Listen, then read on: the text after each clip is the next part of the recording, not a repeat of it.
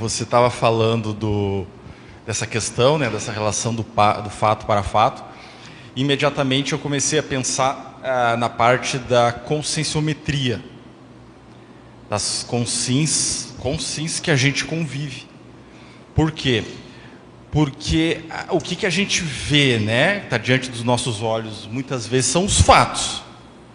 Porém, e aí vem os julgamentos, aquela coisa do preconceito, cotoveloma. Por quê? Porque a gente tem uma baixa lucidez dos parafatos. Então, muitas vezes, por exemplo, vamos pegar o caso do cotoveloma.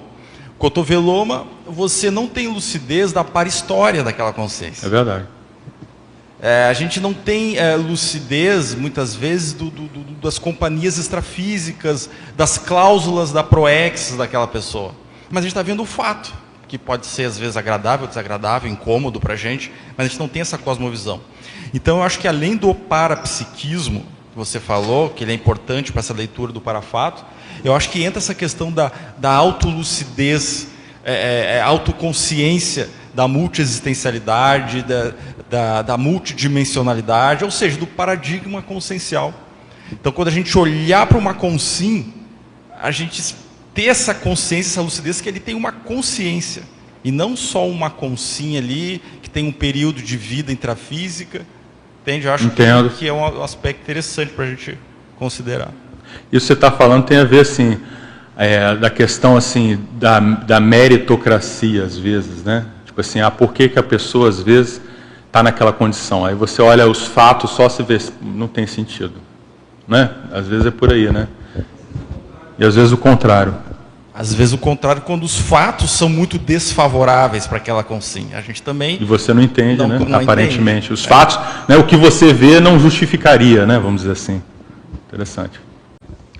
Porque a sincronicidade, os parafatos, tudo isso que está sendo discutido, depende muito da nossa interpretação.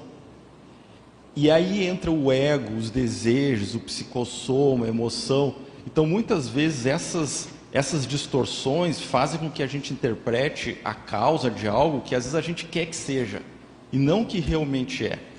Então, a gente vê a pontinha do iceberg e a gente completa o restante. O restante é assim.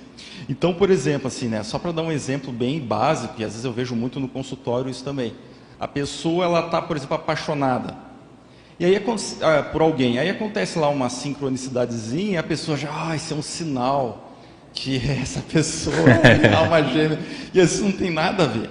Então, eu acho assim que uma técnica legal, aí fica a sugestão, é a gente pegar toda a sincronicidade percebida, interpretar ela como um indicador de assistência. Ponto.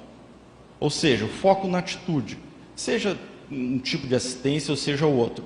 E tirar ao máximo essa questão do ego, das nossas emoções, dos nossos desejos, desse processo de interpretação. Porque, inclusive, existe até aquela frase que diz, né? Não existem fatos, existem interpretação dos fatos. Claro que existem os fatos, mas o que pesa mais aí é a interpretação. Então, enfim, fica aí a sugestão. Independente do que eu acho, do que eu gostaria, do que parece ser a causa daquela sincronicidade, a pessoa manter o mega foco dela, da assistencialidade, do desassédio, da lucidez, independente dos seus desejos, muitas vezes subcerebrais. É o teu discernimento que tem que sobrepujar, tem que ser o que impera na situação. Sabe uma coisa dessa linha? Quem busca, encontra, né? Sim. Se eu parar aqui e ficar olhando o que as ver. pessoas estão falando, eu começo a encontrar uma sincronicidade aqui, outra ali, outra aqui, outra lá.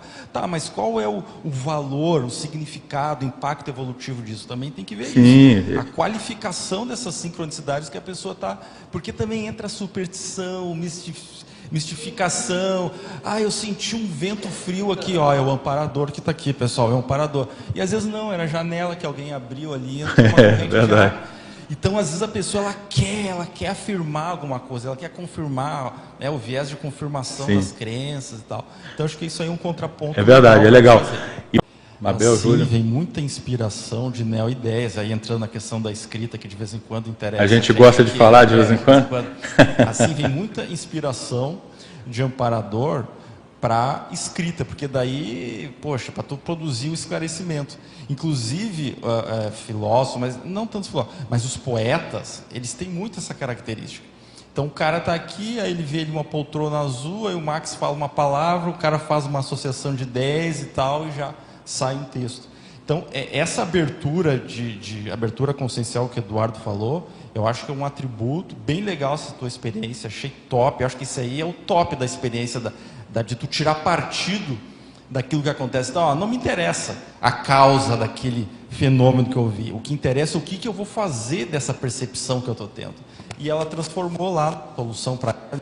Poderia ter tirado ideia para aquilo que ela está escrevendo, ou para uma aula que ela está fazendo. Isso aí eu acho legal. Aliás, o professor Valdo fazia muito isso.